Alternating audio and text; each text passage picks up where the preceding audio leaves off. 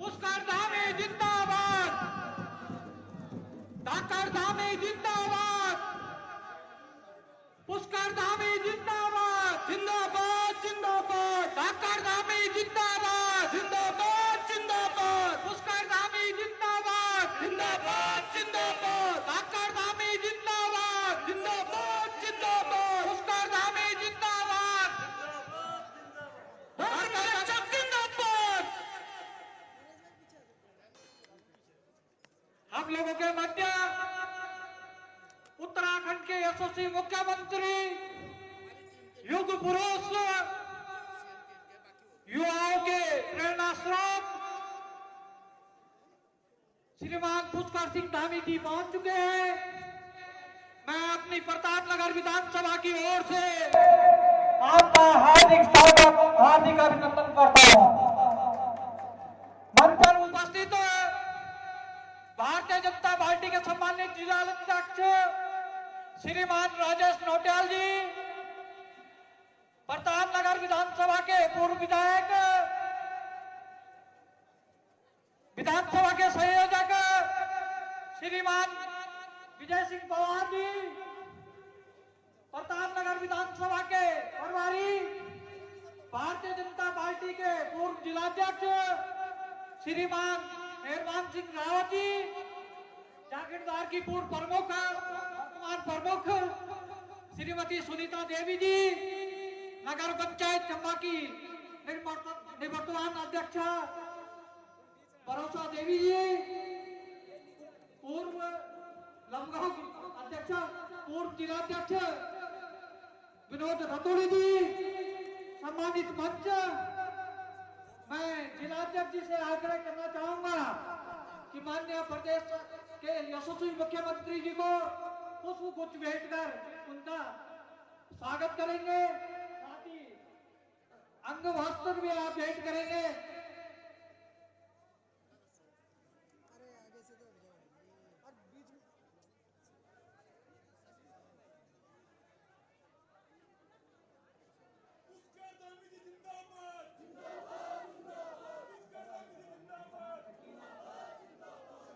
इसी कड़ी को आगे बढ़ाते हुए प्रतापनगर के पूर्व विधायक श्रीमान विजय सिंह पवार जी से आग्रह करूंगा कि आप पुष्प गुच्छ भेंट कर उनका स्वागत करेंगे। मैं अपने विधानसभा के प्रभारी श्रीमान मेहरबान सिंह रावत जी से भी आग्रह करूंगा कि आप भी पुष्प गुच्छ भेंट कर उनका स्वागत करेंगे।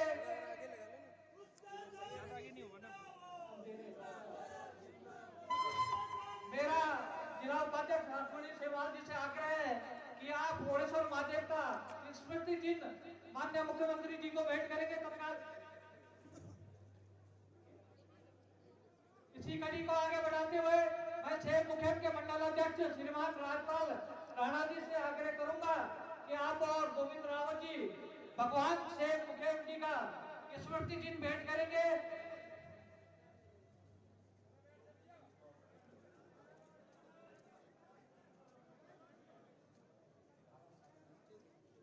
हमारे जिले के उपाध्यक्ष परमवीर पवार जी, श्रीमान आप माननीय मुख्यमंत्री जी को हनुमान जी का गदा भेंट करेंगे।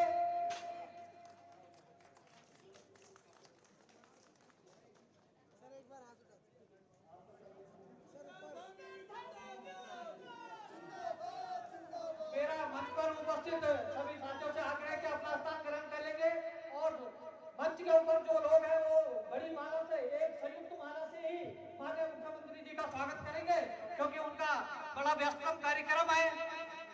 व्यवस्था के साथ सब लोग रहेंगे, आगे कोई नहीं आएगा।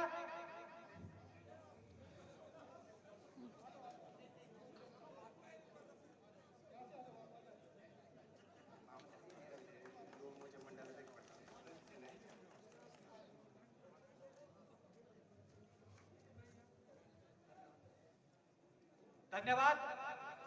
अब सभी से आग्रह है कि अपने अपने स्थानों पे चले जाएंगे। मंच के ऊपर आप अनावश्यक खड़े नहीं रहेंगे। इसी कड़ी को आगे बढ़ाते हुए अपने प्रतापनगर के युवा मोर्चा के मंडल के अध्यक्ष शरद विष्णु जी, आप भी स्मृति चिन्ह भेंट करना चाह रहे हैं जल्दी। शरद विष्णु जी अपने युवा मोर्चा के मंडल के अध्यक्ष है माननीय मुख्यमंत्री जी।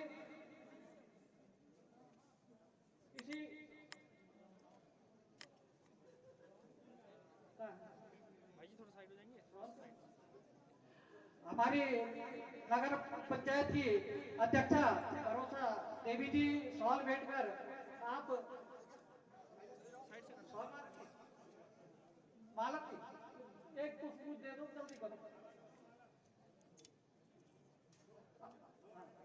अब मैं अपने जिले के सम्मानित जिलाध्यक्ष जी से आग्रह करूंगा कि आप माननीय मुख्यमंत्री जी के स्वागत में अपना स्वागत भाषण करने का कष्ट करेंगे। माननीय जिलाध्यक्ष जी,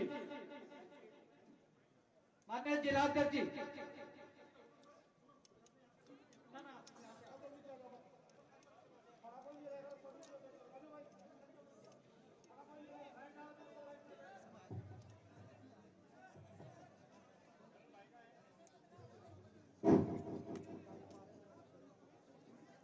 आज लोकसभा चुनाव के निमित्त लंबगांव सेम नागराजा एवं भगवान उनेशन की धरती पर उत्तराखंड के यशस्वी मुख्यमंत्री परम आदरणीय पुष्कर सिंह धामी जी का हार्दिक स्वागत एवं अभिनंदन करता हूं। आज इस जनसभा में इस मंच के माध्यम से माननीय मुख्यमंत्री जी को बहुत बहुत धन्यवाद देना चाहूंगा कि आपने यूसीसी कानून उत्तराखंड में लागू करवाकर एक ऐतिहासिक कार्य किया है। आज उत्तराखंड के इस कानून की चर्चा देश में ही नहीं विदेशों में भी खूब हो रही है। इन 2 वर्षों के कार्यकाल में माननीय मुख्यमंत्री जी के द्वारा अनेकों ऐतिहासिक कार्य किए गए, जहां एक और सख्त नकल विरोधी कानून लागू कर वहीं दूसरी ओर धर्मांतरण को रोकने के लिए एक कठोर कानून आपने बनाया और कुछ महापूर्व उत्तरकाशी में सिलकेरा टनल में अपने पूरे देश के अनेकों राज्यों के जो मजदूर फंसे थे उनको सुरक्षित बाहर निकालने में एक आपने आपके नेतृत्व में आपदा प्रबंधन की बेजोड़ मिसाल आपने पेश की और पूरे देश ही नहीं विदेश के अंदर माननीय मुख्यमंत्री जी को सराहा गया। मैं इसके लिए भी माननीय मुख्यमंत्री जी का बहुत बहुत आभार व्यक्त करता हूं। आज माननीय मुख्यमंत्री जी के नेतृत्व में हमारा प्रदेश देश के अग्रणी राज्यों में शामिल हो चुका है। माननीय मुख्यमंत्री जी के प्रयासों द्वारा और देश के यशस्वी प्रधानमंत्री आदरणीय नरेंद्र मोदी जी के आशीर्वाद से अपना उत्तराखंड चौमुखी विकास की ओर अग्रसर है। मैं एक बार पुनः माननीय मुख्यमंत्री जी का अभिनंदन करते हुए उन्हें विश्वास दिलाता हूं कि टिहरी जनपद में आपके नेतृत्व में हम लोकसभा चुनाव में एक विशाल जीत दर्ज करेंगे। आज मेरा प्रतापनगर विधानसभा की सम्मानित जनता, भाइयों बहनों एवं मातृशक्ति से विनम्र अनुरोध है कि आप यहां से अपनी भाजपा प्रत्याशी श्रीमती माला राज्य लक्ष्मी शाह, जो कि पूरे जनमानस में ईमानदारी के रूप में और सत्यता के रूप में एक मिसाल है, ऐसे प्रत्याशी पुनः चौथी बार हमारे बीच में आपने दिया। आपके लिए मैं प्रदेश नेतृत्व का और राष्ट्रीय नेतृत्व का हार्दिक आभार व्यक्त करता हूं और आप यहां से महारानी जी को भारी बहुमतों से विजय बनाएं और देश के अंदर तीसरी बार लगातार आदरणीय नरेंद्र मोदी जी को देश का प्रधानमंत्री बनाएंगे, ताकि भारत पूरे विश्व के अंदर जिस प्रकार से एक विश्व गुरु की ओर अपना अग्रसर है और जो भारत का मान सम्मान माननीय नरेंद्र मोदी जी के नेतृत्व में देश का बढ़ा है, वह कायम रहे। जिस प्रकार से कुछ कठोर कानून देश के अंदर बने, उसी प्रकार कुछ कठोर कानून माननीय मुख्यमंत्री जी ने प्रदेश के अंदर लागू किए। यह हमारे लिए एक बहुत ही बड़ा विषय है। आने वाले समय में 2047 में भारत एक विकसित राष्ट्र बने, उसके लिए डबल इंजन की सरकार विस्तृत रूप से कार्य कर रही है और देश तभी सुरक्षित रह पाएगा जब डबल इंजन की सरकार पूरे देश के अंदर रहेगी। मेरा आप सभी लोगों से पुनः अब निवेदन करता हूं, यहां पर हमारे बीच में टिहरी ये प्रतापनगर विधानसभा के लोकप्रिय पूर्व विधायक और इस विधानसभा के संयोजक आदरणीय विजय सिंह पंवार जी, इस विधानसभा के चुनाव के प्रभारी आदरणीय मेहरबान सिंह रावत जी, और यहां पर हमारी ब्लॉक प्रमुख जागीरदार सुनीता देवी जी, नगर पंचायत अध्यक्ष रोशी देवी जी, हमारे पूर्व दायित्वधारी रोशनलाल सिंहवाल जी, प्रेमदत्त जुयाल जी, अपने पूर्व मंत्री आदरणीय दिनेश जनेई जी, और यहां पर मंचासीन सभी अतिथियों का मैं धन्यवाद ज्ञापित करता हूं। और साथ ही सभी यहां पे उपस्थित मातृशक्ति और भाई बहनों को प्रणाम करते हुए अपनी बात को यहीं पे समाप्त करता हूं। जय भारत, जय उत्तराखंड, जय श्री राम। धन्यवाद अध्यक्ष जी। इसी कड़ी को आगे बढ़ाते हुए प्रतापनगर के पूर्व विधायक श्रीमान विजय सिंह पंवार जी से आग्रह है कि आप भी आए और मुख्यमंत्री जी के स्वागत में। आज इस सभा में उपस्थित हमारे प्रदेश के यशस्वी मुख्यमंत्री आदरणीय पुष्कर सिंह धामी जी, मंच पर विराजमान हमारे जिले के जिला अध्यक्ष राजेश नौटियाल जी, हमारे प्रभारी भाई मेहरबान सिंह रावत जी, उपस्थित मेरी मातृशक्ति नौजवान साथियों और मेरे चारों मंडलों के मंडल अध्यक्ष, उनके मंडल अध्यक्ष, महामंत्री और समस्त जनता की ओर से, आप सब की ओर से मैं माननीय मुख्यमंत्री जी का हार्दिक अभिनंदन और स्वागत करता हूं। साथियों, हमारी सरकार द्वारा चाहे केंद्र सरकार की योजना हो चाहे राज्य सरकार की योजना है, आप भली भांति से परिचित हैं और निश्चित रूप से हमारे मुख्यमंत्री जी इतना काम इस क्षेत्र के लिए किया जा रहा है, पूरे प्रदेश के लिए जो किया जा रहा है, आपके सामने चाहे डोबरा चाटी पुल हो, चाहे आप जलपुर घाटी का पंपिंग योजना हो, चाहे हॉस्पिटल की बिल्डिंग हो, आप कई योजनाएं ऐसी है जो आपके सामने उपलब्ध रूप है। क्योंकि मैं आपसे यही निवेदन करना चाहता हूं कि हमारे प्रदेश, हमारे अध्यक्ष जी ने आपसे भी अनुरोध किया है और हमारे सारे कर्ता इसी प्रकार से निवेदन आवेदन कर रहे हैं कि महारानी जी को भारी मतों से विजय बनाए। और मैं आप सबको विश्वास दिलाता हूं माननीय मुख्यमंत्री जी कि भारतीय जनता पार्टी का प्रतापनगर विधानसभा से महारानी जी को सबसे ज्यादा वोटों से विजय होगी। इन्हीं शब्दों के साथ मैं माननीय मुख्यमंत्री जी का तहे दिल से अभिनंदन और स्वागत करता हूं। जय हिंद, जय भारत, जय उत्तराखंड। धन्यवाद विधायक जी। अब मैं जिनको सुनने के लिए आप काफी संख्या में यहाँ पर आए हैं, बहुत देर से बैठे हैं, ऐसे युग पुरुष जिनका पूरे देश के अंदर यूसीसी को लेकर,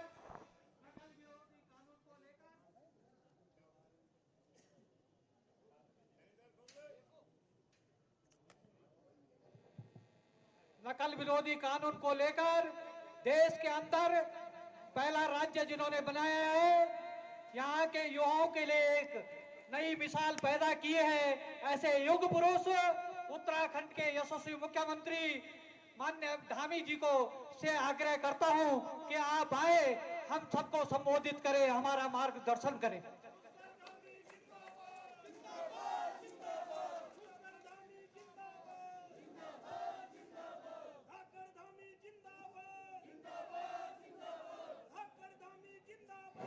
जिंदाबाद जिंदाबाद।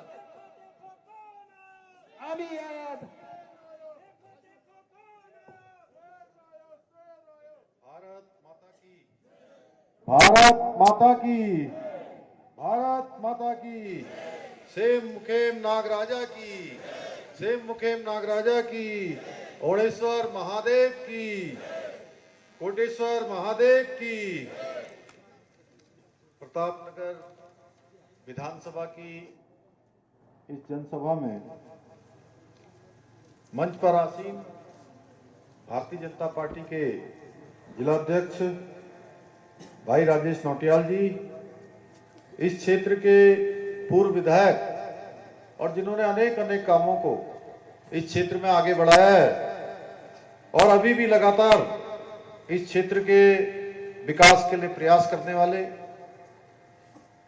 पूर्व विधायक आदरणीय विजय सिंह पवार गुड्डू भाई, विधानसभा के प्रभारी हमारे वरिष्ठ नेता श्री मेहरबान सिंह रावत जी, प्रेमदत्त जुयाल जी, पूर्व दायित्वधारी श्री रोशनलाल सेमवाल जी, श्रीमती भरोसी देवी जी, अध्यक्ष नगर पंचायत लमगांव अतर सिंह तोमर जी, श्री विनोद रतूड़ी जी, पूर्व जिलाध्यक्ष संचालक श्री राजेंद्र जुयाल जी, जिला महामंत्री उदय सिंह रावत जी, जिला महामंत्री हर्ष वणी सेमवाल जी, जयेंद्र सेमवाल जी, डॉक्टर भान सिंह जी, परमवीर पवार, जिला उपाध्यक्ष भारतीय जनता पार्टी डॉक्टर प्रमोद उनियाल जी, मंडल अध्यक्ष श्री त्रिलोक रावत जी, राजपाल सिंह राणा जी, रमेश रतूड़ी जी, ब्लॉक प्रमुख सुनीता देवी जी, श्रीमती ममता पवार जी, गुप्ता बिष्ट जी, मनीषा पवार जी, प्रिंसी रावत जी, राजेंद्र नेगी जी, हमारे वरिष्ठ नेता श्री खेम सिंह चौहान जी एवं मंच पर आसीन हमारे सभी नेतागण और आज बड़ी संख्या में यहाँ जनसभा में उपस्थित मेरे सभी बड़े बुजुर्ग, सभी उपस्थित माताएं बहनें, सभी मेरे नौजवान साथी, हमारे सभी जनप्रतिनिधिगण, ग्राम प्रधानगण, क्षेत्र पंचायत के सदस्य, जिला पंचायत के सदस्य, व्यापार मंडल के सभी प्रतिनिधिगण, अन्य अन्य संगठनों से आए हुए सभी भाइयों एवं बहनों, हमारी मातृशक्ति माताएं बहनें, अनेक स्वयं सहायता समूह चलाने वाली हमारे मीडिया के सभी मेरे मित्र, मैं सबसे पहले तो आप सब आज जितनी बड़ी संख्या में यहाँ पर आए हैं, आप सब लोगों ने मेरा स्वागत किया, अपना आशीर्वाद दिया। मैं भी आप सबको अपनी ओर से दोनों हाथ जोड़कर सिर झुकाकर प्रणाम करता हूं, आप सबको नमन करता हूं, आप सबका अभिनंदन करता हूं।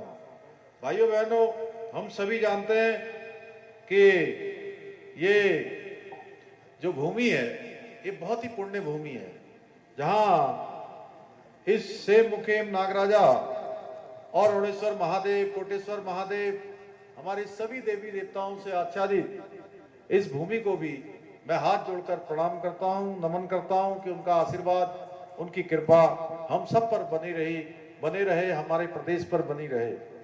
आज इस क्षेत्र में आकर मैं स्वयं को गौरवान्वित महसूस कर रहा हूं। आप सबके बीच स्वयं को पाकर अत्यधिक ही ऊर्जा और उत्साह मैं स्वयं महसूस कर पा रहा हूं। भाइयों बहनों, ये प्रतापनगर प्राचीन विरासत व ऐतिहासिक धरोहर का केंद्र रहा है।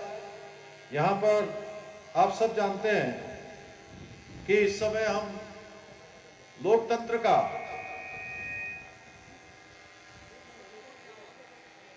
का जो महापर्व है उसका आगाज हो गया है और 19 अप्रैल को उत्तराखंड में लोकसभा का जो 5 सीटें हैं, 5 सीटों के लिए 19 तारीख को मतदान होना है। हमारे राज्य में पहले चरण में मतदान होना है और मैं आज आपके बीच में आप सबका आशीर्वाद लेने के लिए माननीय प्रधानमंत्री नरेंद्र मोदी जी को तीसरी बार देश का प्रधानमंत्री बनाने के लिए और इस क्षेत्र से माला लक्ष्मी शाह जी को सांसद के रूप में उनके लिए समर्थन वोट मांगने के लिए आपके बीच में आया हूं। आप सभी जानते हैं कि उन्होंने अनेक कार्यों को आगे बढ़ाया है। जन सेवना की भावना से लगातार काम किया है। अनेक दशकों तक इस लोकसभा का प्रतिनिधित्व महाराजा मानवेंद्र शाह जी के द्वारा भी दशकों तक किया गया और अब उन्हीं के परिवार से श्रीमती राज्य लक्ष्मी शाह जी इस काम को आगे बढ़ा रही है। भाइयों बहनों, आपका एक एक वोट कितना कीमती है। एक एक वोट आप देश के अंदर कितने प्रकार के परिवर्तन ला सकता है, यह हमने पिछले 10 सालों में देखा है। किस प्रकार से इन 10 वर्षों में देश की तकदीर बदली है, देश का भाग्य बदला है, देश का दुनिया में मान सम्मान और स्वाभिमान बढ़ा है। पूरी दुनिया के अंदर हर एक भारतवासी का आज सर्व और गर्व से सीना चौड़ा है। भाइयों बहनों, जब हम विदेशों में जाते हैं तब हमें पता लगता है कि किस प्रकार से आज हमारा देश बदल रहा है, किस प्रकार से आज भारत की वैश्विक साख बढ़ रही है। 2014 के बाद एक विकसित, आत्मनिर्भर और जो श्रेष्ठ भारत का सपना है वो साकार हो रहा है। आज भारत दुनिया की 5वीं सबसे बड़ी अर्थव्यवस्था बन गया है। हम 11वें नंबर से अनेक कठिनाइयों, अनेक चुनौतियों का सामना करते हुए इसी बीच कोरोना जैसी महामारी, उसका भी हमने सामना किया। हमारे प्रधानमंत्री जी ने किस प्रकार से इस महामारी में हर एक देशवासी के लिए एक प्रधानमंत्री के रूप में और एक अभिभावक के रूप में, जैसे एक माता पिता अपने घर के बेटे बेटियों की, बच्चों की चिंता करते हैं, उस प्रकार की चिंता उन्होंने कोरोना महामारी में की। भाइयों बहनों, हर एक को निःशुल्क वैक्सीन लगाई गई। हर एक को, जिनके घर में अन्न की व्यवस्था नहीं थी, चूल्हा बुझने वाला था, उनका चूल्हा न बुझे, उसके लिए उन्होंने वो संपूर्ण प्रयास किए। गरीब कल्याण अन्न योजना चलाई और उसका परिणाम हुआ कि हर एक परिवार में 5 किलो प्रति यूनिट के हिसाब से सीधे सीधे अन्न पहुंचाने का काम शुरू हुआ, जो मार्च 2020 से शुरू हुआ और अभी तक चल रहा है। भाइयों बहनों, देश के अंदर startup India, make in India जैसी अनेक योजनाएं आज चल रही हैं, जिससे आज हमारा देश आत्मनिर्भर बन रहा है।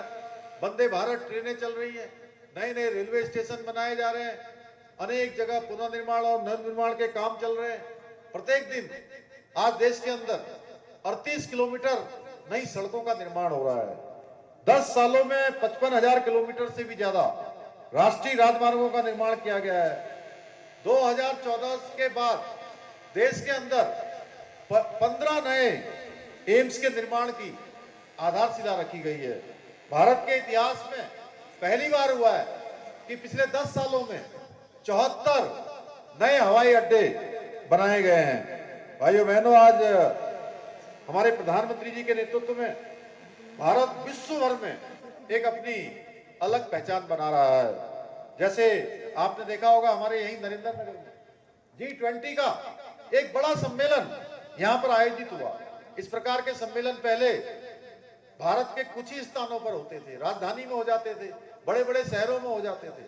आज छोटे छोटे स्थानों पर भारत के सामर्थ्य को दुनिया के अंदर दिखाने का काम हमारे प्रधानमंत्री मोदी जी के नेतृत्व में हुआ है। भाइयों बहनों, आदरणीय मोदी जी ने 140 देशवासियों को, 140 करोड़ देशवासियों को अपना परिवार मानकर वो काम कर रहे हैं। बीते 10 वर्षों में 25 करोड़ से भी ज्यादा लोग जो गरीबी रेखा के नीचे जीवन यापन कर रहे थे, वो गरीबी रेखा के बाहर आए हैं। देश भर में 4 करोड़ से ज्यादा प्रधानमंत्री आवास पिछले 10 सालों में बनाए गए हैं। 12 करोड़ से ज्यादा लोगों को हर घर नल से जल देने का काम हुआ है। 50 करोड़ लोगों को बैंकिंग व्यवस्था से जोड़ा गया है। जिनके खाते नहीं थे, उनके खाते बनाए गए हैं। 50 करोड़ से ज्यादा लोगों को आयुष्मान भारत योजना का कार्ड बनाया गया है। पीएम स्वनिधि जैसी योजनाओं के जरिए आज गरीबों को आत्मनिर्भर बनाने के लिए हजारों करोड़ रुपए की सहायता दी जा रही है। छोटे छोटे ठेले वाले, रेडी वाले, छोटी दुकानदारी करने वाले, उन तक के लिए ऋण की व्यवस्था की गई है। प्रधानमंत्री गरीब कल्याण योजना के बाद, जिसके बारे में आप सब जानते हैं, 80 करोड़ लोगों को अन्न उपलब्ध कराया जा रहा है। आज प्रधानमंत्री मोदी जी के नेतृत्व में भारत हर क्षेत्र में अपना परचम लहरा रहा है। दुनिया का कोई ऐसा क्षेत्र नहीं है जहां आज भारतवासी आगे उसका नेतृत्व करने के लिए तैयार न हो। भाइयों बहनों, इन 10 सालों में आपने देखा होगा सीएए जैसा कानून आज लागू करके जो पड़ोसी देशों में, बांग्लादेश में, पाकिस्तान में, अफगानिस्तान में हमारे हिंदू भाई, सिख भाई, बौद्ध भाई जो वहां उत्पीड़ित हो रहे थे, अत्याचार और अन्याय का शिकार हो रहे थे, उनकी जिंदगी बद से बदतर हो रही थी, उनको भी सम्मानजनक रूप से भारत की नागरिकता देने का कानून प्रधानमंत्री मोदी जी ने देश के अंदर लागू कर दिया है। कश्मीर के अंदर धारा 370 समाप्त हुई है। हम सब जानते हैं उत्तराखंड के लोग कि हमारे प्रत्येक परिवार से कोई न कोई सेना में, कोई अर्धसैनिक बलों में कहीं ना कहीं अपनी सेवाएं दे रहा है। आप देखते होंगे कश्मीर के अंदर रोज खून खराबा होता था, रोज सुरक्षा बलों के ऊपर पत्थर मारे जाते थे, गोलियां चलाई जाती थी, बम फेंके जाते थे और कोई न कोई शहादत, ऐसा कोई दिन नहीं होता था जिस दिन वहां कोई शहादत न होती हो। धारा 370 लागू होने के बाद आज वहां पर सुरक्षा बलों के हौसले बढ़े हैं, हमारे सैनिकों के हौसले बढ़े हैं और देश के अंदर जो एक बड़ा हमारे लिए अभिशाप था कि कश्मीर भारत का अभिन्न अंग नहीं बन पा रहा था, वो कश्मीर भारत का अभिन्न अंग बन गया। भाइयों बहनों, आज मोदी जी के नेतृत्व में हमारी देश के अंदर 3 तलाक जैसी जो कुप्रथा थी, उस कुप्रथा को समाप्त किया गया है। 33% का आरक्षण के लिए नारी शक्ति बंधन विधेयक पारित कर दिया गया। आने वाले समय में हमारी माताओं बहनों को भी हर क्षेत्र में 33% का आरक्षण मिलेगा। और हम सब जानते हैं देवभूमि उत्तराखंड के अंदर हर एक व्यक्ति राम भक्त भी है और राष्ट्र भक्त भी है। हम सब नारा लगाया करते थे कि राम लला हम आएंगे, मंदिर वहीं बनाएंगे। भाइयों बहनों, हम सब का ये सपना और हमारा ये नारा, हमारा ये संकल्प जो गली गली में घूमकर हम लगाया करते थे, प्रधानमंत्री आदरणीय मोदी जी के नेतृत्व में आज पूरा हो गया कि वहां भगवान राम का भव्य और दिव्य मंदिर अयोध्या में बन गया। भाइयों बहनों, भाइयों बहनों, आज मोदी जी के मजबूत नेतृत्व में कोई भी दुश्मन भारत की ओर आंख उठाने की जरूरत नहीं कर सकता। अगर कहीं पर भी भारत के ऊपर कोई हमला होता है, कोई दुश्मन हमारी ओर आंख उठाता है, तो भारत की सेना आज उसको मुंहतोड़ जवाब देती है, क्योंकि आज देश का नेतृत्व एक मजबूत व्यक्ति के हाथ में है। हमारा देश का नेतृत्व मजबूत है। पहले के समय में क्या होता था, पहले अगर देश के ऊपर कोई हमला होता था, हमारे सैनिकों की शहादत होती थी, तो उनको ऑर्डर लेना पड़ता था। युद्ध लगता था तो पहले वहां से गोली चल रही है सीमा पार से, पहले ऊपर से आदेश लेना पड़ेगा कि गोली चलानी है कि नहीं चलानी है। भाइयों बहनों, मोदी जी ने प्रधानमंत्री बनने के बाद ऐसी व्यवस्था देश के अंदर लागू कर दी कि अब अगर कहीं गोली सामने से आएगी तो उस गोली का जवाब देने के लिए कोई आदेश नहीं लेना पड़ेगा, बल्कि गोली का जवाब गोलों से देने का काम भारत की सेना करती है। आज भारत नवीनतम तकनीक से युक्त स्वदेशी जो हथियार है वह भी तेजी से बना रहा है। हमारे पास आज स्वदेशी हथियार है, जिसमें स्वदेशी अर्जुन टैंक है, लड़ाकू विमान तेजस है, हमारे पास अपने युद्धपोत हैं, पनडुब्बियां हैं। हमारी बढ़ती ताकत के आगे अब हर कोई नतमस्तक हो रहा है। मोदी सरकार ने देश में 2014 में सरकार बनने के बाद हमारे सैनिकों की जो 4 दशक से ज्यादा लंबी मांग थी, क्योंकि मैं भी एक सैनिक परिवार में पैदा हुआ हूं, इसलिए मैं जानता हूं सैनिकों की ये मांग कितनी लंबी थी। उस सैनिकों की 1 रैंक और 1 पेंशन की मांग को लागू करने का काम भी मोदी सरकार ने किया है। भाइयों बहनों, आदरणीय मोदी जी के नेतृत्व में हमारा उत्तराखंड भी आज तेजी से आगे बढ़ रहा है, हर क्षेत्र में आगे बढ़ रहा है। बहुत सारी योजनाओं के बारे में अभी गुड्डू भाई बता रहे थे, हमारे जिला अध्यक्ष जी ने बहुत सारी बातें बताई, मैं उन सबका बहुत ज्यादा उनको दोहराऊंगा नहीं, लेकिन मैं आपसे कहना चाहता हूं कि पिछले 2 सालों में हमने बहुत सारे ऐतिहासिक निर्णय लिए, बहुत सारे चुनौतीपूर्ण कामों को चुनौती मानते हुए उस पर हमने निर्णय लिए, उन पर हम आगे बढ़े। चाहे आज समान नागरिक संहिता हो, हमने उत्तराखंड के आम चुनाव से पहले यहां हमने एक वायदा किया था उत्तराखंड की देवतुल्य जनता से, हमारे प्रधानमंत्री मोदी जी के नेतृत्व में, कि हमारी नई सरकार गठन होगी तो हम सबसे पहले कोई काम करेंगे तो प्रदेश के अंदर समान नागरिक संहिता का कानून लागू करेंगे, कानून लाएंगे, विधेयक लाएंगे। मुझे आप सबको बताते हुए खुशी हो रही है कि उत्तराखंड को एक गौरव प्राप्त हो गया देश की आजादी के बाद कि उत्तराखंड समान नागरिक संहिता का विधेयक पारित कर चुका है। माननीय राष्ट्रपति महोदय ने उसको भी अपनी स्वीकृति प्रदान कर दी है। नकल विरोधी कानून यहाँ लागू हो गया है। उसके लागू होने के बाद बड़े बड़े नकल माफिया आज जेल की सलाखों के पीछे चले गए हैं। मेहनत करने वाले हमारे भाई बहन, गरीब माता पिता के बेटे, अब उनको उसका असली हक मिल रहा है। चयन की प्रक्रिया में पारदर्शिता हुई है। नकल का ये अपराध, नकल का ये खेल अब बंद हो गया है। भाइयों बहनों, जिनके अंदर योग्यता है, प्रतिभा है, क्षमता है, ऐसे हमारे नौजवान भाई बहन अब शिद्दत से अपनी तैयारी कर रहे हैं, क्योंकि उनको मालूम है, उनको विश्वास हो गया है कि अब जो भी परीक्षा होगी उसमें नकल नहीं होगी। अगर उनके अंदर योग्यता, क्षमता होगी तो उनको चयन का अधिकार मिलेगा। हमने पिछले 2 सालों में कई हजार नियुक्तियां, अनेक जो खाली पड़ी नियुक्तियां थी उनको करने का काम किया है। नियुक्ति पत्र हमने रोज बांटे हैं। नियुक्ति पत्र बांटने के हमने कार्यक्रम आयोजित किए हैं। इसके पीछे हमारा हेतु था कि गरीब माता पिता के बेटे बेटियों का जो उनका हक है, उनका वो किसी कीमत पर न मारा जाए, उनके साथ कोई धोखाधड़ी न हो, उनकी मेहनत और उनकी ईमानदारी के साथ किसी प्रकार का कोई छल प्रपंच न हो। भाइयों बहनों, लैंड जिहाद पर हमने कार्रवाई की है। आज लैंड जिहाद के कारण से 4000 एकड़ से भी ज्यादा जमीन जो अतिक्रमित हो गई थी उसको मुक्त करवाने का काम उत्तराखंड में हुआ है। आपने देखा होगा। धर्मांतरण विरोधी कानून हमने लागू किया है। अब प्रदेश के अंदर कोई धर्मांतरण नहीं कर सकता। कोई धर्मांतरण करेगा तो 10 साल तक की सजा का हमने इसमें प्रावधान कर दिया है। हमारी महिलाओं को, हमारी बहनों को 30% का क्षैतिज आरक्षण हमने सुनिश्चित कर दिया है। सरकारी नौकरियों में 30% का आरक्षण होगा।